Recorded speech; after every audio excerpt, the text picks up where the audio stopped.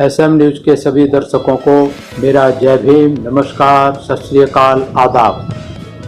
मैं वीरेंद्र सिंह आप सभी का स्वागत करता हूं एसएम न्यूज द्वारा शुरू की गई सीरीज बाबा साहब कांशीराम, बहन मायावती, बहुजन स्वाभिमान बसपा।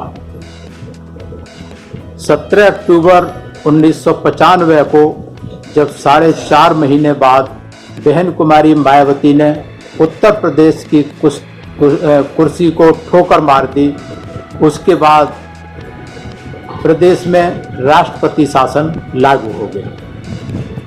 तो जब राष्ट्रपति शासन लागू हो गया तो फिर ये संभावना बन गई कि शायद उत्तर प्रदेश में दोबारा चुनाव कराने पड़ेंगे। जब दोबारा चुनाव की संभावना बनी तो फिर मीडिया के लोगों ने दुष्प्रचार करना शुरू किया। क्यों दुष्प्रचार करना शुरू किया?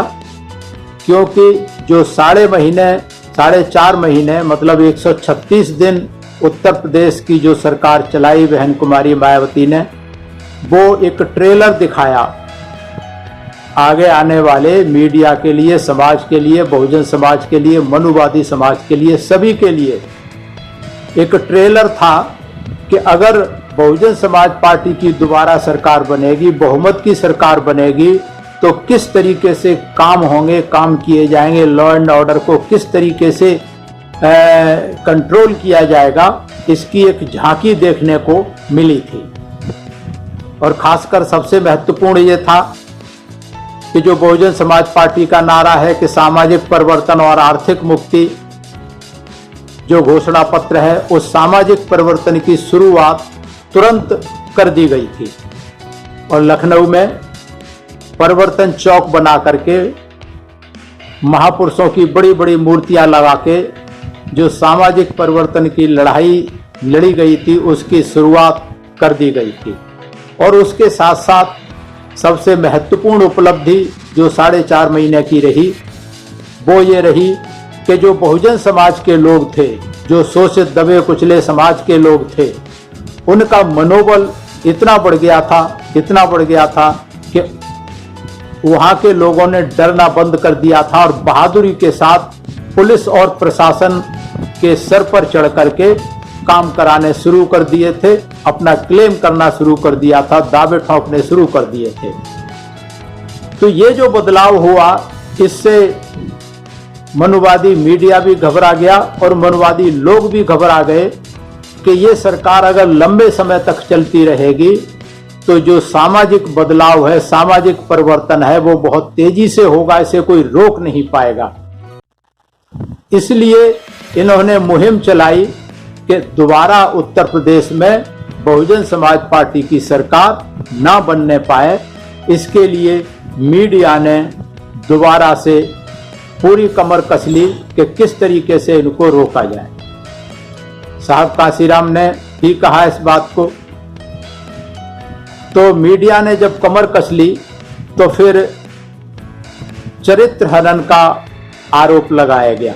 जब कुछ नहीं मिला तो बहन कुमारी मायावती पर चरित्र हनन का आरोप लगाया गया ताकि इनकी छवि खराब करके और उत्तर प्रदेश में मुख्यमंत्री बनने से रोका जा सके। जब इस तरीके का प्रचार शुरू हुआ तो फिर साहब कांशीराम और बहन कुमारी मायावती ने सोचा कि इनको हमेशा हमेशा के लिए सबक सिखाना चाहिए, ऐसे ये मानने वाले नहीं हैं। तो इसके लिए एक सावधान रैली निकाली गई जो कि गाजियाबाद से शुरू हुई 5 नवंबर 1995 को और 16 दिसंबर 1995 को लखनऊ पहुंची। बीच में सारे मुख्य शहरों में होते हुए लगातार इसका लोगों को सावधान करते हुए, मीडिया को सावधान करते हुए, एक तो अपने लोगों को सावधान करना था कि मीडिया से सावधान रहें, और दूसरा मीडिया को भी सावधान रखने का एक चैलेंज दिया गया, चुनौती दी गई कि मीडिया सावधान हो जाए, होश में आ जाए। इस रैली की सब जगह साहब काशीराम और बहन कुमारी मायावती ने इन रैलियों का नेतृत्व किया। जगह जगह जाकर के, अलग अलग शहरों में जाकर के 5 नवंबर से गाजियाबाद से चल के और सारे शहरों में, कस्बों में होते हुए 16 दिसंबर 1995 को लखनऊ पहुंचे, जहां बहुत बड़ी एक रैली में परिवर्तित हुई। जब 16 नवंबर को रैली में परिवर्तित हुई तो वहां दैनिक जागरण जो अखबार है, सबसे ज्यादा मक्कारी ये दैनिक जागरण कर रहा था और इसने 95 में नहीं 1993 में भी पूरी कोशिश की थी कि ये सरकार ना बन पाए, एसपी बीएसपी की सरकार ना बन पाए। इसलिए 1993 में दैनिक जागरण ने ही मुस्लिम वोटर को गुमराह करने के लिए एक खबर छापी झूठी कि काशीराम कहता है कि बाबरी मस्जिद में अगर हमारी सरकार बनेगी तो बाबरी मस्जिद की जगह पर लैट्रिन बनवाई जाएगी। और ये भारी तादाद में दैनिक जागरण ने इसका दुष्प्रचार किया और मुस्लिम समाज के लोग उन अखबारों की कटिंग दिखाते हुए, लहराते हुए अपने वोटर को भारी तादाद में गुमराह किया, जिसका नतीजा हुआ कि पश्चिमी उत्तर प्रदेश में बहुजन समाज पार्टी की बहुत कम सीटें आई, 1-2 के बराबर, और वहां से बीजेपी की 60 सीटें आई पश्चिमी उत्तर प्रदेश से। तो इतना भारी नुकसान दैनिक जागरण ने किया था, लेकिन उसके बावजूद भी सपा बसपा की सरकार बनी।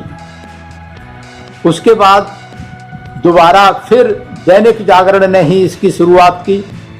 दैनिक जागरण ने दोबारा मुख्यमंत्री पद को रोकने के लिए कि मायावती मुख्यमंत्री ना बन जाए, बहुजन समाज पार्टी सत्ता में ना आ जाए, इसलिए इन्होंने चरित्र हनन का आरोप लगाया, नापाक और नाकाम आरोप लगाने की कोशिश की, षड्यंत्र रचने की कोशिश की।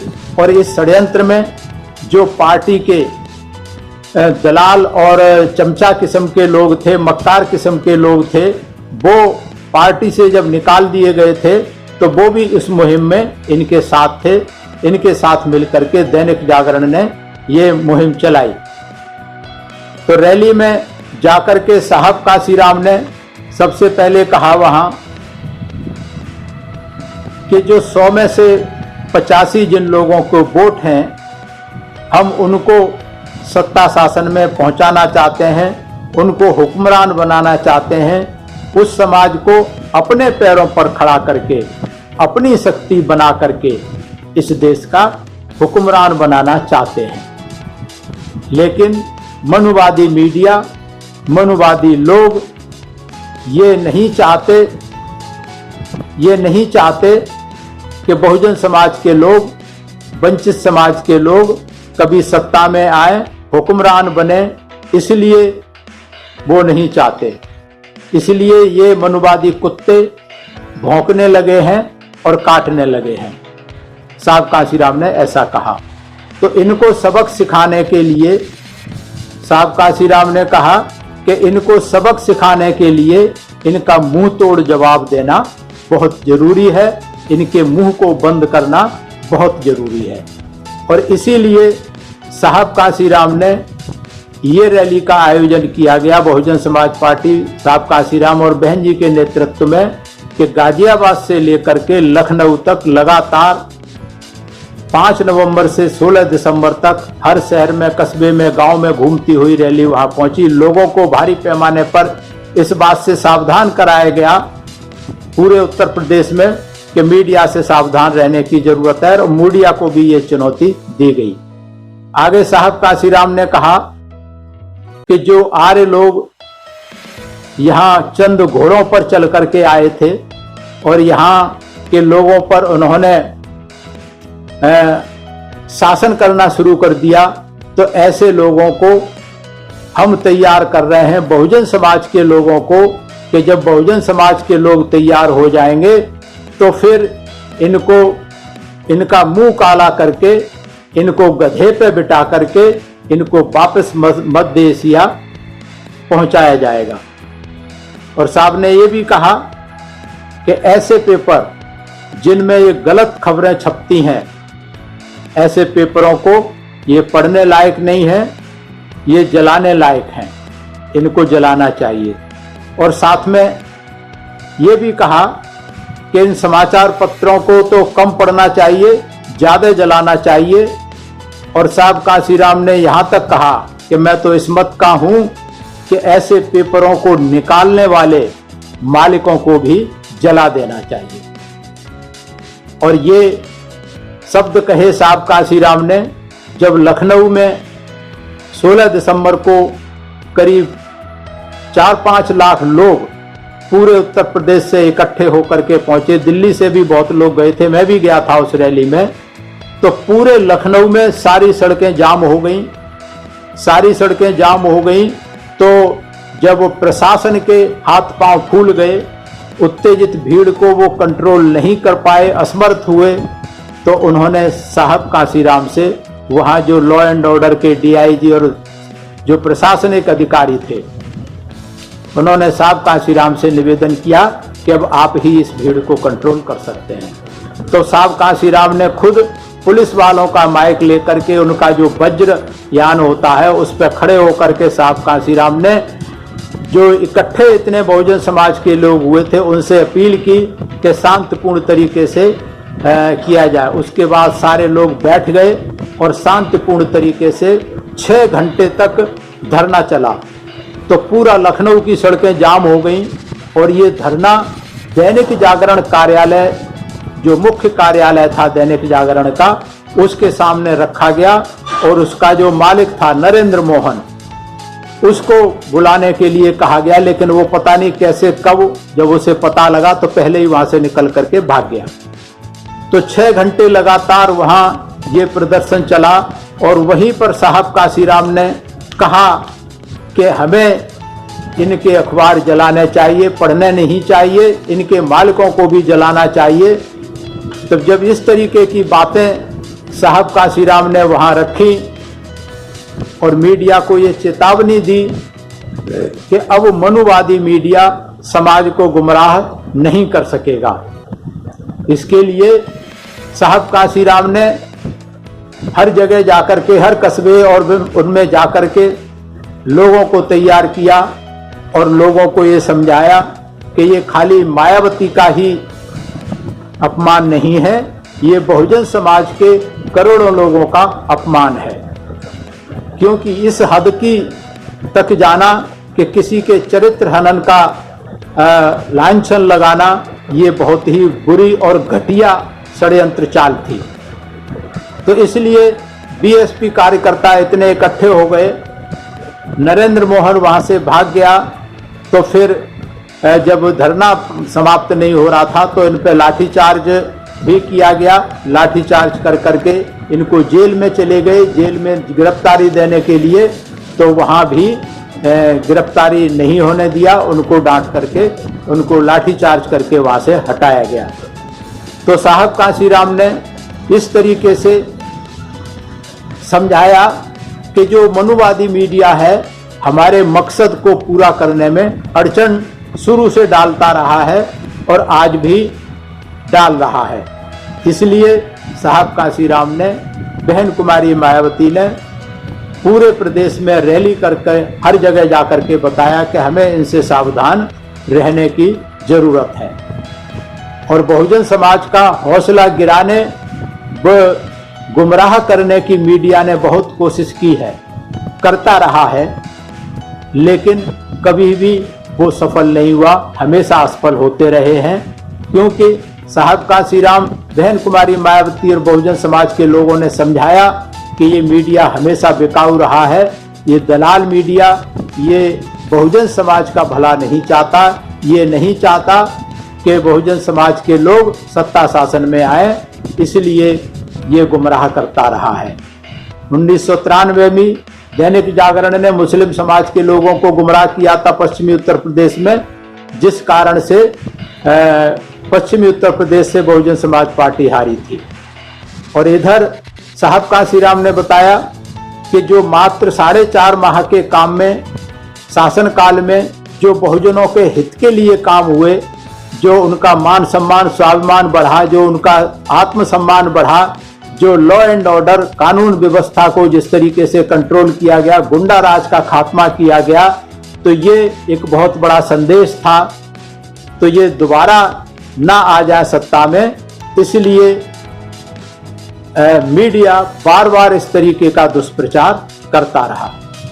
साहब कांशीराम ने वहां ये भी कहा कि जो गांधी जी थे, गांधी जी को हमें जीवन, गांधी की कांग्रेस को जीवन दान नहीं देना है, क्योंकि बहुजन समाज की मानहानि करने का बुरा काम ये कांग्रेस हमेशा करती रही है। इसलिए गांधी की कांग्रेस को, गांधी को तो बाबा साहब ने जीवन दान दे दिया था, लेकिन साहब कांशीराम ने कहा कि हमें कांग्रेस को जीवन दान नहीं देना, क्योंकि इस मीडिया की चाल में कांग्रेस, बीजेपी, समाजवादी, ये सारे के सारे लोग ही इसमें शामिल होते रहे हैं और होते रहेंगे। इसलिए साहब कांशीराम ने ये नारा दिया कि अगला जो चुनाव होगा उसमें इसको मुद्दा बनाया जाएगा। मायावती की हुई मानहानि को लेकर इंसाफ दिलाने का नारा ही हमारा चुनावी मुद्दा होगा। और बहुजन मीडिया के जवाब में हमें अपने आप को इतना तैयार करना पड़ेगा कि ये बहुजन मीडिया हमें गुमराह, हमारे लोगों को गुमराह ना कर सके। और एक नारा दिया उसी समय लखनऊ में, नया नारा होगा, बहुजन समाज पार्टी को जिताना है, मायावती को दोबारा मुख्यमंत्री बनाना है। और ये नारा साहब कांशीराम ने बहुत सोच समझ करके दिया और इसके लिए लगातार काम किया गया, क्योंकि राष्ट्रपति शासन के बाद चुनाव होने करीब करीब निश्चित थे और पूरे उत्तर प्रदेश में इस जो सावधान रैली निकाली गई, इससे मीडिया के लिए हमेशा के लिए एक सबक सिखाया गया कि किस तरीके से अगर मीडिया दुष्प्रचार करेगा तो बहुजन समाज पार्टी किस तरीके से उसका मुंह तोड़ जवाब देगी। और साहब कांशीराम ने जो चुनौती दी, जो चैलेंज दिया, जो वार्निंग दी कि इनके पेपरों को पढ़ने की बजाय जलाया जाए और इनके छापने वाले इनके मालिकों को भी जलाना पड़े तो कोई हर्ज नहीं होगा। इस चेतावनी से मीडिया होश में आ गया और दैनिक जागरण खास करके तब से लेकर आज तक इस तरीके की कोई षड्यंत्रकारी खबर इस तरीके की दैनिक जागरण ने तो नहीं छापी।